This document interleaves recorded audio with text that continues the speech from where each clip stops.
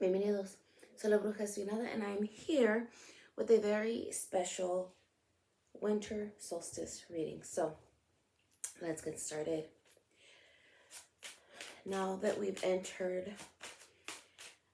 completed a 3-month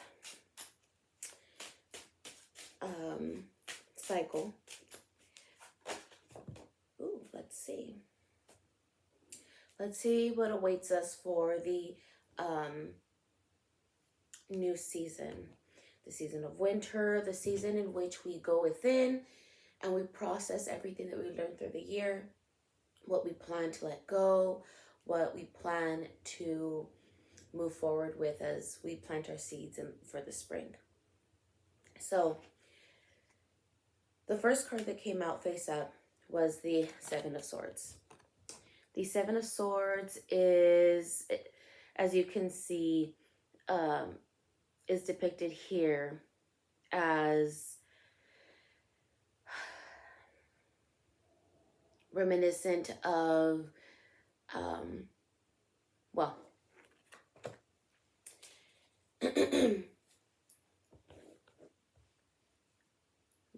let's cover all our bases first, right? We have Seven of Swords, first and foremost, right? And then we have the Nine of Wands that also came out. They don't look the best. They're, I don't want to say frightening, but they may cause some worry. But these cards at the bottom of the deck are Temperance, the Six of Coins, the Eight of Swords, the Eight of Wands, the Hanged Man. We've had this one at our last full moon reading. We have the Hierophant, the Nine of Swords, the King of Wands, the Page of Wands, and the Nine of Cups. I feel that there's a few we might continue to pull, but let's get started with the nitty-gritty first before moving on. So, first and foremost, again, we have the Seven of Swords. Now, the Seven of Swords, as I was saying, is a depiction of what the epitome of winter solstice is.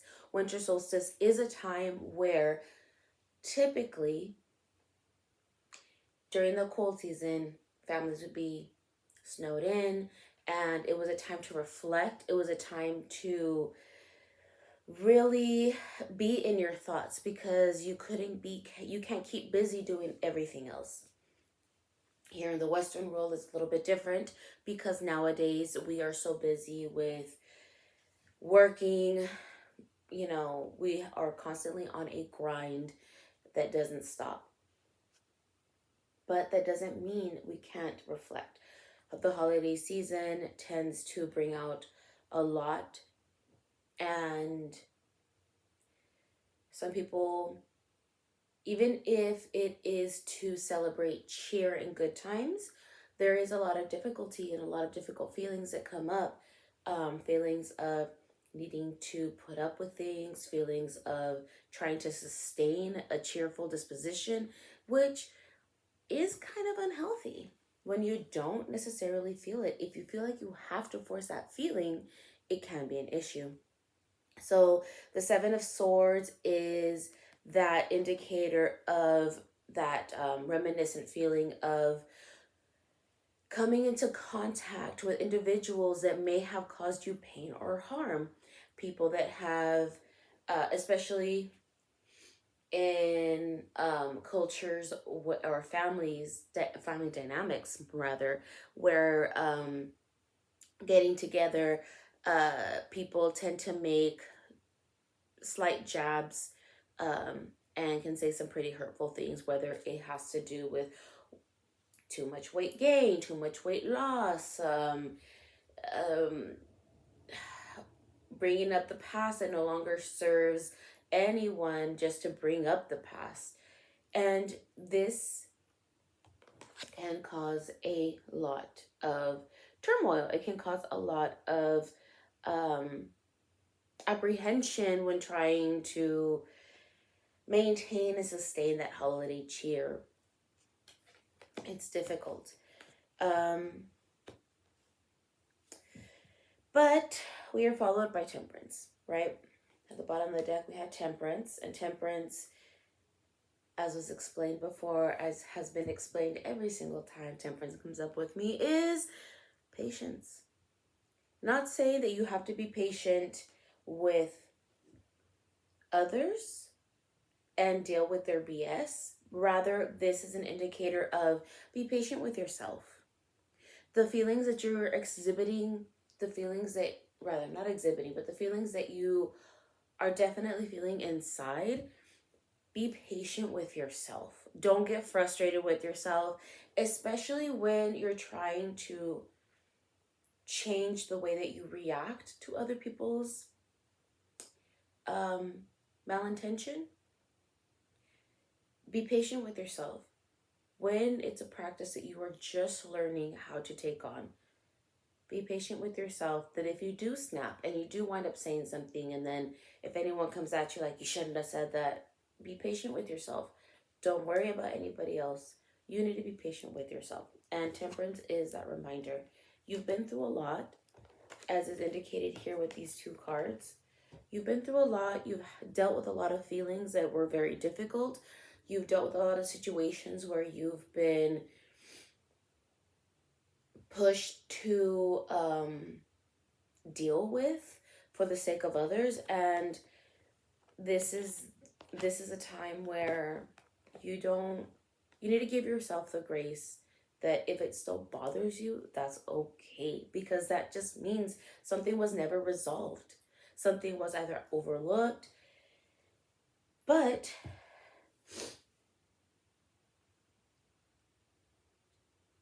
don't beat yourself up for sometimes not holding up that rapport of being the bigger person. Okay? So people may always look to you to be the bigger person, but they themselves don't pressure the little one to be a bigger person. There's the tea. Moving on to a better note, we have the Six of Coins. The Six of Coins is that indicator of positive resource movement. I usually don't like to sequester it only to finances, but this is a time where people are pressure themselves to buy a lot of gifts, and that's just a side note, but it could be anything else financial wise. This is an indicator of you may have been struggling for a bit, but this is kind of like that silver lining. That's kind of like that light at the end of the tunnel. It's, you know what, you've been managing your finances right, you've been managing your resources the way that they need to be resourced, and things are going to start looking up. The Six of Pentacles is, or the Six of Coins in this case, is also a reminder that you have to understand that making money move is that you also have to invest in others in order for them to invest in you. You have to put that money out in order to continue receiving money. You can't let money stay stagnant. Money's an energy. Especially we work for money and we pay for services. So that's a movement in energy. You have to remember that. I'm not saying go and buy all the shit that you don't need. No, but if they're right now you're still shopping for holiday items, shopping local or shopping, people that you know are doing a small side hustle, that's really great. And that's helping money move. You're giving a little and you're supporting someone's business. And in turn, you're getting something beautiful. That's just that reminder that it's a cyclical thing. Now, as we continue on, we are met with two eights, and the two eights that we have are the Eight of Swords, which you could see here. It is a similar similar energy that we have with the Seven of Swords and the Nine of Wands.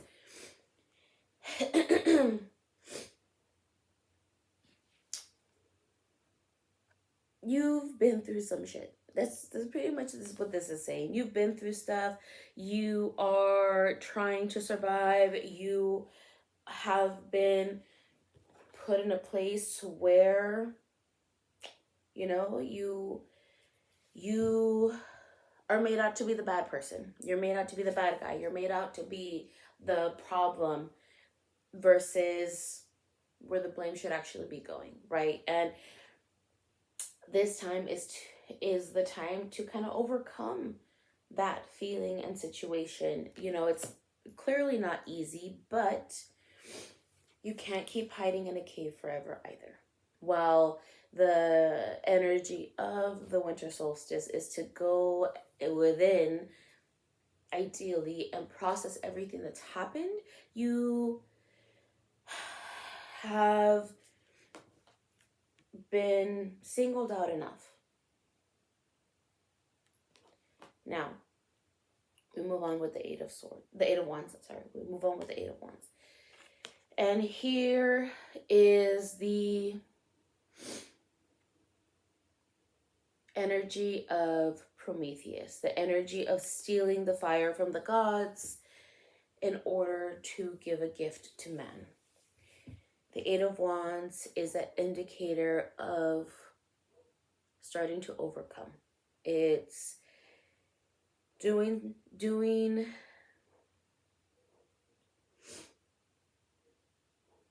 it's rather accepting that feeling of enlightenment, right? And I'm not saying like true full enlightenment. Every moment is a new enlightening moment. What I'm saying is things are going to come to light. Okay, things are going to come to light. Now, with that Temperance card, we have the Hanged Man. Now, the Hanged Man is that reminder that sometimes you have to spin a situation on its head in order to be able to see all perspectives. And sometimes it sucks to have to like take that step back and have that realization, seeing the bigger picture for what it is and all the other. When you're up close to a pyramid, you only see a few blocks. When you step back, you see the full pyramid and how much weight and structural integrity is needed in order for you to see the full picture of what a pyramid, the full image of what a pyramid is. Usually, I don't know why pyramid came out, but that's what came out. Usually the imagery that I tend to have is a forest. This time it's a pyramid. But your perspectives, right? You have to take a step back. And maybe you do that on a regular basis and you can kind of be telling me, I already do that. Okay. This is just that reminder you got to do it again. That as much as you don't want to do it, as much as you would rather people see things from your perspective, you kind of have to match that energy in having to see it from their perspective as well. There's nothing wrong with wanting to be understood and wanting to be heard. There's nothing wrong with that. You have to give that energy in kind. You know, not everyone is emotionally mature to do it, but that's that indicator there. That's that reminder. These are typically all reminders because if you watch my readings enough, you will already know that I'm pretty much repeating myself for whoever is watching. And mind you, when I do set up my intentional prayers for my readings, I do ask that I be gifted the words of wisdom to share them and the guidance for those that are seeking assistance and healing and protection. So I'm only saying what comes to me. Moving on, we have the Hierophant. The Hierophant is the the card that kind of signifies structure.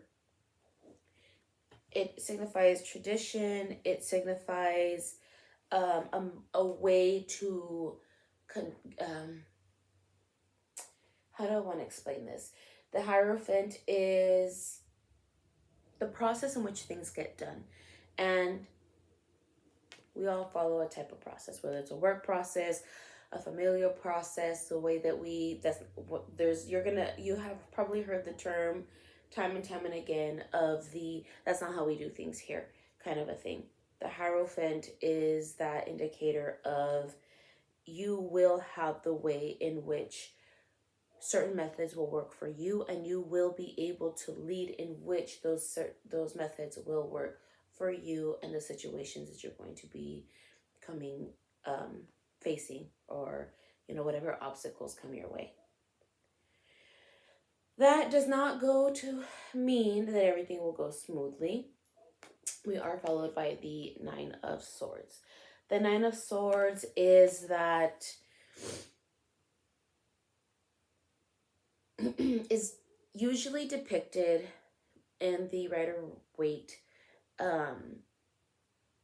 deck as someone sitting up crying and they're surrounded by swords, and it's that it gives an energy of having woken up from a nightmare and the nightmare is there. So it's that realization that certain issues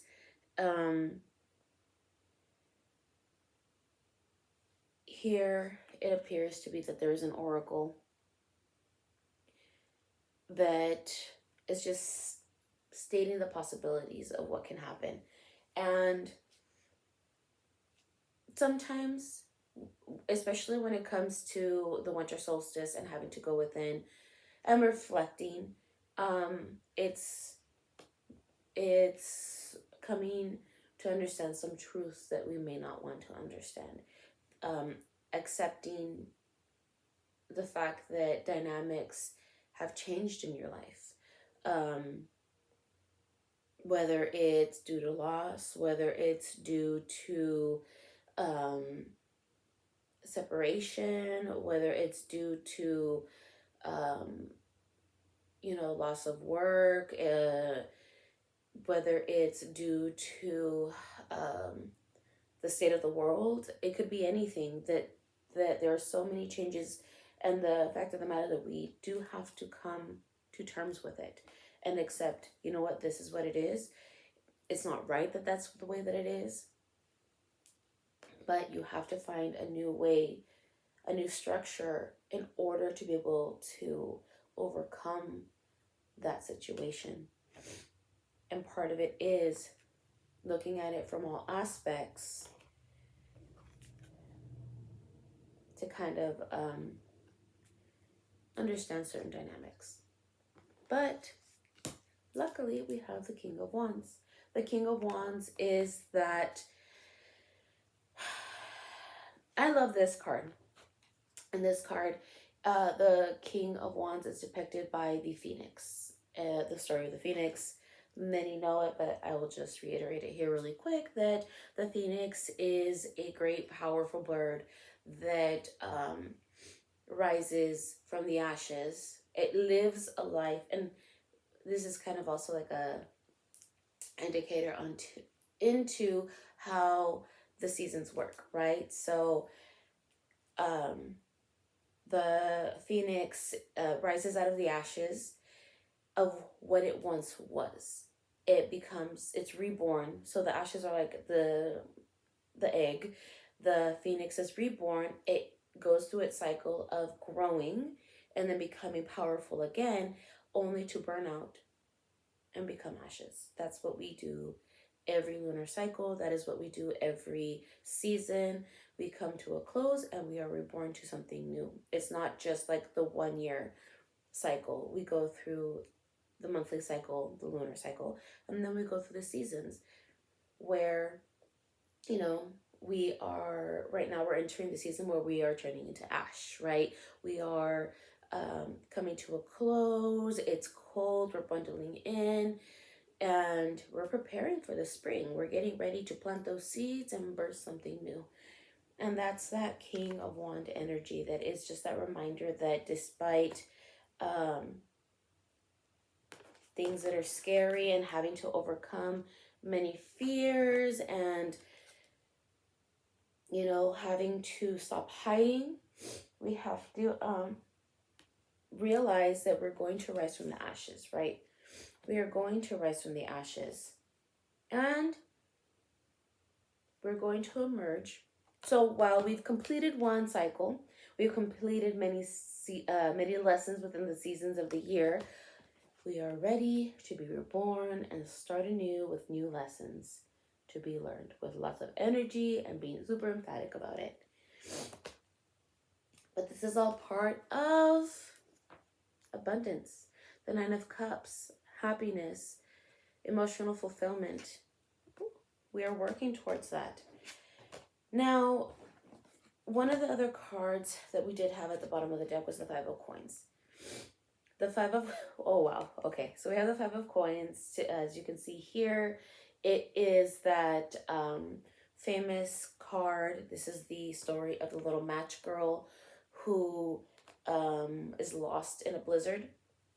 And she is looking for warmth, and so she burns the very last match that she has in order to keep warm, without knowing that just behind her there was help all along. This she could have continued on instead of giving up. We also followed with the Five of Wands. A lot of it indicates a bit of struggle, a bit of obstacle, a bit of battles. So if you have been short on finances or resources or the materials that you need to be successful, there's an inner battle of understanding that you need that help and overcoming that battle of needing to ask for help, being too proud about it. The Queen of Cups is that reminder that you have to be emotionally sound with yourself to quit putting yourself through that struggle, because a queen knows when to ask for assistance, as well as when they know when to provide assistance. Do you over provide assistance and ask for none? I feel like that might have hit quite a few of you. You cannot give from an empty cup. And as you can see here, our Queen of Cups, her cup runneth over. So there's nothing wrong with asking for help. And you will find that there is some victory in this. We have the Six of Wands, that emotional understanding of when to give from your own cup. It's not an easy lesson to learn, but learning it would only prove victorious. So,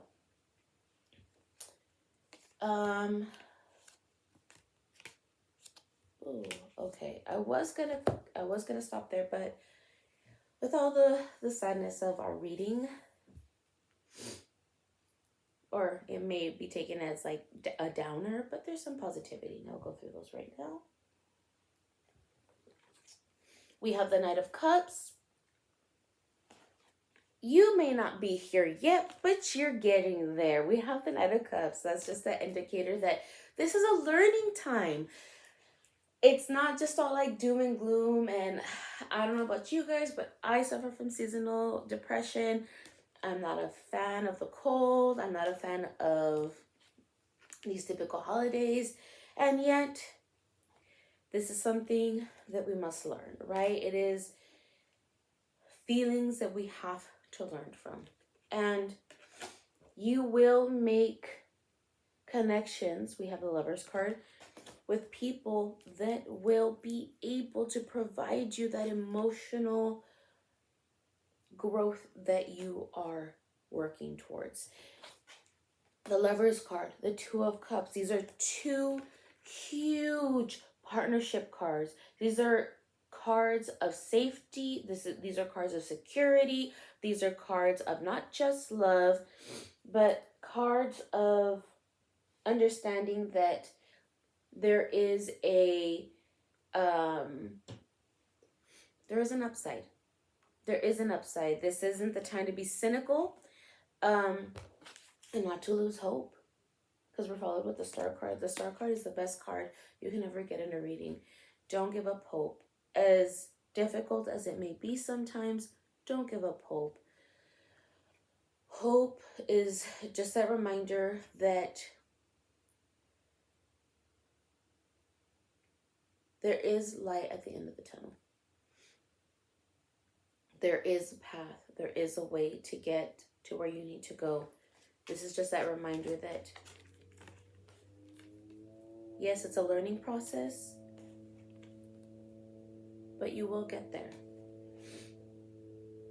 You will have that support that you need. You will have that security. You will have that. But you have to make that choice in vocalizing what you need. Not what you want, what you need. So we will stop here. We will finish out with the Divine Feminine deck. Divine Feminine, what additional words of wisdom do you have for those watching this reading? For those that are really connecting? Ooh, Saraswati. Saraswati. She is the goddess of self-knowledge. The essence of who I am flows effortlessly into everything I create. Wow. Wow. Okay, so let's get there. Saraswati. Here we go. Saraswati represents the self-knowledge of who we are so that nothing impedes the flow of creativity from the soul. Her name is a fusion of the Sanskrit words for essence and oneself. Saraswati's name translates then as one who leads to the essence of self-knowledge. So, when your soul selects her card, when we are aligned with the essence of who we are, then what needs to be communicated through us, whether with words or music or artwork, can flow. When our creativity feels blocked or stagnant, it isn't because the waters have dried up. We might fear this, but the truth is self-awareness is the key to unlocking our creative flow. When we take the time to return to the essence of who we really are and nurture that essence, we realign again with the river of expression that the soul generates. Saraswati is a reminder that anything we create that purifies us is in the process of making it a blessing. Our art should be judged not on popularity, but on its power to transform us. Saraswati is a call to return to the essence of our true self. The energy of her card is a charge for more self-knowledge, more awareness of our own unique soul and what our needs are in this moment. She leads us back into what finally attunes space where we can express with ease and grace what the soul desires most to share. And that energy feels like a river moving through us. It heals, it liberates, and it inspires others to return to their own essence as well. So the soul voice meditation is, something to deeply consider and ruminate on, as you must do during this season. What is one word to describe the essence of my true self? So what is that one word to describe that essence of who you truly are? Think about it. And if you feel inclined to do so, commented. That brings us to a close. I sincerely wish you a blessed winter solstice, and I'll see you guys next time.